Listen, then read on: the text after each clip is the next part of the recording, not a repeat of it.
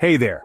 In this video, we'll dive into the topic of habit building and explore practical strategies to help you make time for new habits, overcome lack of motivation, and design a system for successful change.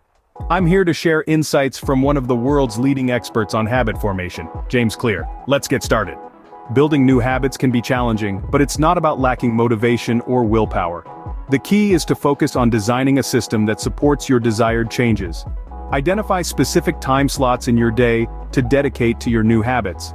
Whether it's waking up earlier or setting aside dedicated blocks of time, prioritize your habits and make them a non-negotiable part of your routine. Your environment plays a crucial role in your habit-building journey. Take a closer look at your surroundings and make adjustments that facilitate success. Remove distractions and create an environment that supports your new habits. For example, if you want to read more, keep books within reach. Or if you're aiming to exercise regularly, set up a designated workout area. Sometimes, despite our best intentions, our habits may falter. The key is not to get discouraged, but rather to focus on getting back on track. Identify the reasons behind the slip-up, learn from it, and make the necessary adjustments.